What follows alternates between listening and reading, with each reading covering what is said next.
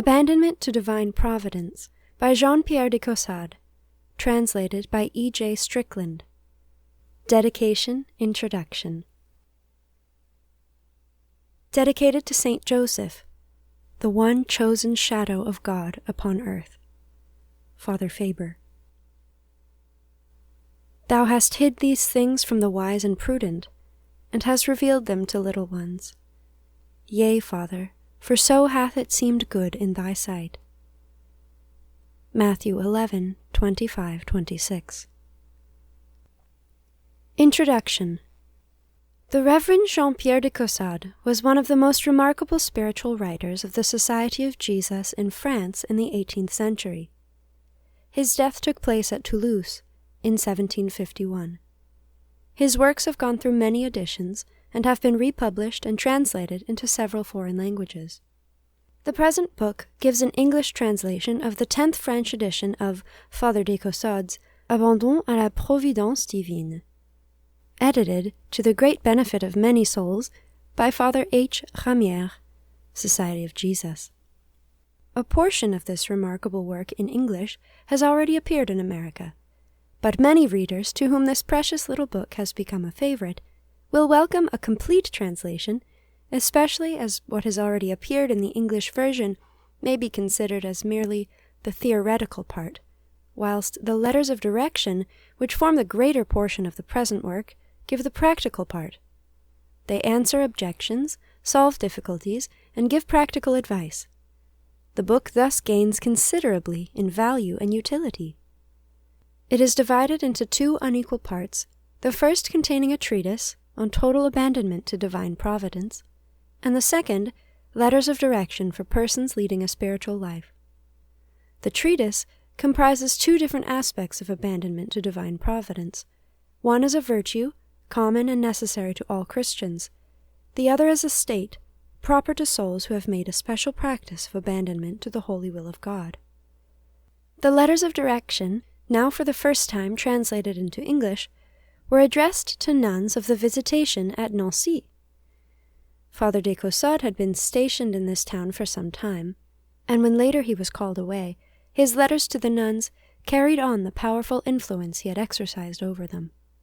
They were treasured and preserved with religious care, and thus have come down to our own days. Father de Ramière, S.J., collected these letters and edited them with painstaking labor. These spiritual letters are completely suited to the present time.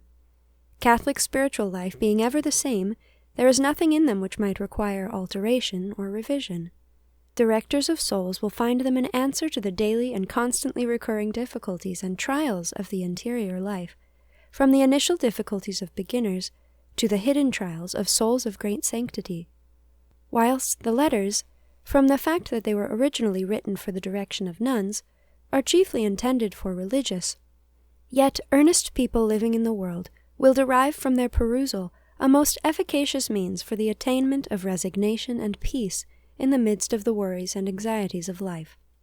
The leading idea in the letters of Father de Caussade is abandonment, complete and absolute, to Divine Providence. This was the mainspring of his own spiritual life and the keynote of his direction of souls. He promises peace and holiness to every soul, however simple, that follows his counsel, if it has an upright intention and a good will. The following extract is from Father H. Ramière's Preface to the letters. That which renders Dr. de Caussade's letters especially valuable and makes them useful in an eminently practical manner is the circumstance that they are, for the most part, addressed to persons suffering under different kinds of darkness, desolation, and trials. In a word, to those whom God designs for a high degree of sanctity. To all the doubts submitted to him, and to all the sufferings exposed to him by his correspondents, the Holy Director applied but one and the same solution and remedy: abandonment. But with perfect tact, he adapts this practice to the particular nature of the trial, and proportions its exercise to the degree of perfection to which each soul has attained. The same method of direction he applies in 100 different ways, and therefore this correspondence can be justly compared to a ladder, by which the soul ascends by successive degrees from a still very imperfect state to one of the most intimate union with God, and to the most heroic abandonment. To whatever degree a soul has attained, we can safely promise that it will find in these letters suitable advice and a solution of the difficulties by which it is beset. Even those who look upon the spiritual life as an inextricable labyrinth will receive from the hands of Father de Caussade the clue which will enable them to escape from the darkness that envelops them, and to enjoy peace in the midst of their uneasiness. May it prove this to all those poor souls who are troubled, and who tremble for fear where there is nothing to fear.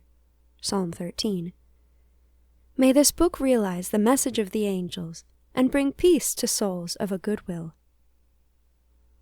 The Abandonment to Divine Providence of Father de Caussade is far removed from the false inactivity of the Quietists, as true Christian resignation is distinct from the fatalism of Mohammedans. It is a trusting, childlike, peaceful abandonment to the guidance of grace and of the Holy Spirit, an unquestioning and undoubting submission to the holy will of God in all things that may befall us, be they due to the action of man or to the direct permission of God. To Father de Caussade, abandonment to God, the Ita Pater of our Divine Lord, the Fiat of our Blessed Lady, is the shortest, surest, and easiest way to holiness and peace. Father de Caussade's work must be read with a certain amount of discretion, as naturally every advice he gives does not apply to all readers indiscriminately. Some of his counsels may be appropriate for beginners, others for souls of a more advanced degree of spirituality. No one, however, can fail to recognize in his writings the sure tone of a master who has united practical to theoretical knowledge of his subject. Every page is redolent with the unction of the Spirit of God, and readers will find in his doctrine a heavenly manna, a food of unfailing strength for their souls. The present work has been carefully translated into readable English, and more regard has been paid to the meaning than to the literal exactness of the sentences. The elevated, noble style of the author has been preserved throughout. It is a real contribution to the spiritual literature of England. I am aware that our English word, abandonment, does not adequately render the meaning of the French word, abandon, but we have no better expression. The translation has been undertaken solely for the purpose of helping souls to follow the hidden paths of the spiritual life, and to surrender themselves entirely to the guidance of the Holy Spirit.